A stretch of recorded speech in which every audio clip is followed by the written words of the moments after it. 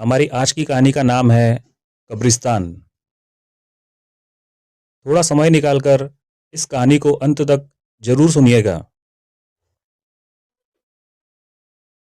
और अगर आपको यह कहानी पसंद आती है तो हमें कमेंट करके जरूर बताएं। तो शुरू करते हैं हमारी आज की कहानी कब्रिस्तान। हर रिलीजन में डेथ के बाद शरीर को विदा करने के लिए अलग अलग तरीके होते हैं। हिंदू बॉडी को जलाकर अंतिम संस्कार करते हैं, वहीं क्रिश्चियन और मुस्लिम कब्र बनाते हैं। और जहाँ कब्रें होती हैं उस जगह को कब्रिस्तान कहा जाता है। हम बचपन से ही कब्रिस्तान से जुड़ी हुई कई डरावनी कहानियां सुनते आए हैं। ऐसा माना जाता है कि आत्माएं शरीर तो छोड़ देती हैं, पर कभी-कभी इस दुनिया को नहीं छोड़ती हैं और अक्सर अपने शरीर के पास ही रहने लग जाती हैं। यह कहानी 16 साल के इकबाल की है। इकबाल अपने अब्बू के साथ रहता था। इकबाल के अब्बू एक बीमारी होने के कारण चल फिर नहीं पाते थे, इसलिए छोटी उम्र में ही इकबाल घर संभालने लगा था। इकबाल सड़क पर जूते पॉलिश करके अपना और अपने अब्बू का पेट पालता था। इकबाल के अब्बू की बीमारी इस कदर बढ़ गई थी कि कुछ ही महीनों में उनका देहांत हो गया। इकबाल के पास इतने भी पैसे नहीं थे कि वह अपने अब्बू को अच्छे से विदा कर सके, इसलिए उसने जैसे तैसे करके अपने अब्बू के शरीर को एक कब्रिस्तान में दफन कर दिया। इकबाल ने यह सब अकेले ही किया, इसलिए सुबह से शाम हो गई और शाम कब रात में बदल गई उसे पता ही नहीं चला। इकबाल अपने अब्बू की मौत से बहुत ही ज़्यादा बेबस और अकेला महसूस कर रहा था।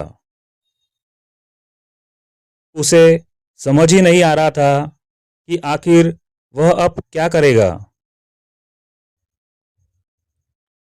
बहुत ही ज़्यादा बेबस और अकेला महसूस कर रहा था। इसी उदास सोच के साथ आंखों में आंसू लिए इकबाल कब्रिस्तान से घर लौटने लगा। लेकिन इकबाल जैसे ही उस कब्रिस्तान के गेट तक पहुंचा, उसे पीछे से किसी ने आवाज़ लगाई। तो इकबाल एकदम से रुक गया। वह सहम गया, क्योंकि उसको सिर्फ उसके अब्बू बुलाते थे। इकबाल को लगा कि शायद उसके कान बज रहे हैं कि तभी उसे एक और आवाज़ आई।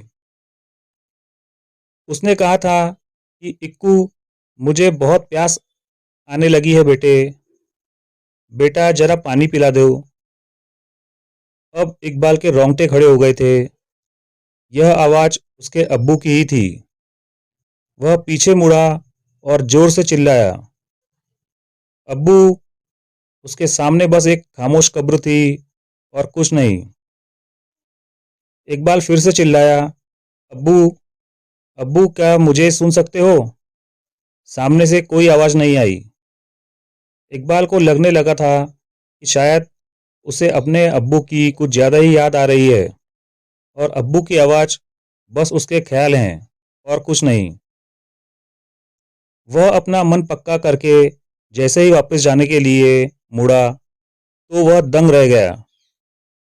कब्रिस्तान के बाहर जाने वाला लोहे का गेट, जो अभी चंद लम्हे पहले खुला था, वह अचानक बंद हो गया। शायद उस पर कोई ताला डालकर चला गया था। और पूरे कब्रिस्तान की बाउंड्री पर बड़े बड़े लोहे के फेंस थे, जिन्हें पार कर पाना बहुत ही मुश्किल था। उस कब्रिस्तान से बाहर निकलने का एक दूसरा गेट भी था, और वह एक दूसरे कोने में था। उस गेट तक पहुंचने का मतलब था इकबाल को पूरे कब्रिस्तान के बीच से होकर गुजरना पड़ता। लेकिन इकबाल के पास और कोई ऑप्शन भी नहीं था, तो वह दूसरे गेट की ओर जाने लगा। देर रात हो चुकी थी। इस कब्रिस्तान में तेज हवा और एक बेजान खामोशी के अलावा और कुछ भी नहीं था। अंधेरे में तो कब्रिस्तान और भी डरावना लग रहा था। इकबाल हल्का सा घबराया हुआ जल्दी से जल्दी बस वहां से बाहर निकलना चाहता था, लेकिन कुछ ही दूर चलते हुए इकबाल को कुछ ऐसा दिखा जो उसे बहुत अजीब लग रहा था। उसने देखा कि कब्र के किनारे एक आदमी अपने घुटने में सर दबाए हुए बैठा है। वह सुनसान कब्रिस्तान के बीचों बीच आखिर क्या कर रहा था?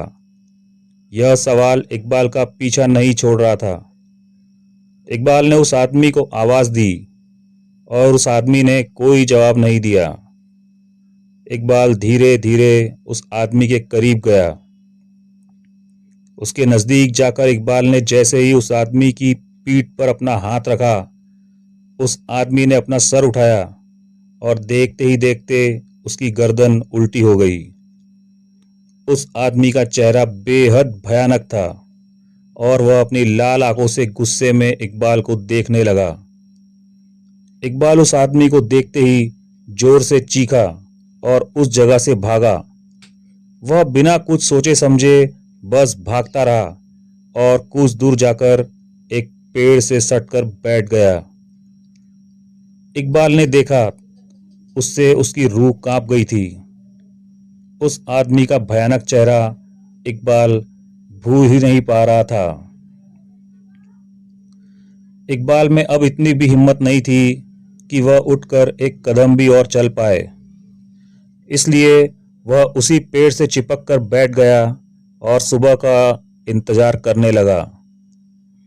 तभी कुछ ही पलों में वहां कोहरा फैलने लगा। कोहरा देखते ही देखते इतना गहरा हो गया कि इकबाल को अब कुछ भी दिखाई नहीं दे रहा था।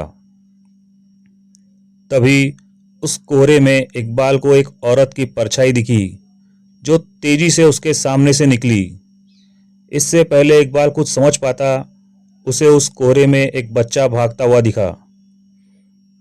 उस बच्चे के पीछे एक औरत भी भाग रही थी। वह बच्चा तो कोहरे में कहीं गायब हो गया, पर वह औरत इकबाल के पास आकर रुक गई। इकबाल की धड़कनें तेज होने लगी थी। आखिर वह औरत ठीक उसके ही सामने क्यों रुकी थी? तभी उस औरत के सामने से कोहरा हटा और इकबाल को उस औरत का चेहरा दिखा। ऐसा लग रहा था कि जैसे वह औरत सालों से किसी कब्र में दफन हो और अभी अभी उस कब्र से उठकर वह इकबाल के सामने आ गई हो। वह औरत बेहद भयानक लग रही थी। वह धीरे धीरे इकबाल की तरफ आगे बढ़ रही थी। इकबाल जब डर के मारे पीछे हुआ तो उसका पैर फिसल गया और वह पास में खुदी हुई एक कब्र के अंदर गिर पड़ा। अब इकबाल उस कब्र से बाहर निकलने की कोशिश करने लगा, पर इकबाल उससे बाहर ही नहीं निकल पा रहा था। उसे ऐसा लग रहा था जैसे किसी ने पीछे से जकड़ लिया हो। जब उसने अपनी नजर पीछे घुमाई तो उसकी रूह कांप गई। उसे वही डरावनी अचानक औरत दिखी। उस औरत ने इकबाल का गला पकड़ लिया और इकबाल उस कब्र में नीचे धंसता चला जा रहा था। धीरे धीरे इकबाल की आंखें भी बंद होने लगी थी कि तभी अचानक से एक हवा का झोंका आया और इकबाल को ऐसा लगा कि जैसे किसी ने उसका हाथ पकड़कर उसे ऊपर उठाया हो। इकबाल उस सहारे से ऊपर तो आ गया, लेकिन दूर दूर तक वहां कोई भी नहीं था। इकबाल उस कब्र से बाहर निकलते ही फौरन कब्रिस्तान की गेट की तरफ दौड़ा और वहां से बाहर निकल गया। बाहर निकलकर इकबाल की आंखों में आंसू आ गए, क्योंकि उसे समझ आ गया था कि जो सहारा उसे अपने हाथों में महसूस हुआ था वह और कोई नहीं बल्कि उसके अब्बू ही थे। उसके अपनों ने ही शायद उसकी जान बचाई थी। उस रात के बाद इकबाल को समझ आ गया कि अगर आपसे प्यार करने वाले लोग किसी वजह से आपसे दूर भी हो जाएं, तब भी वह हमेशा आपका ख्याल रखते हैं। दोस्तों, इस कहानी में बस इतना ही है। कहानी अगर आपको पसंद आई हो तो हमें ज़रूर कमेंट करके बताएं, ताकि हम आगे और अच्छी कहानियाँ आप तक पहुंचाते रहें। वीडियो में अंत तक बने रहने के लिए आपका धन्यवाद।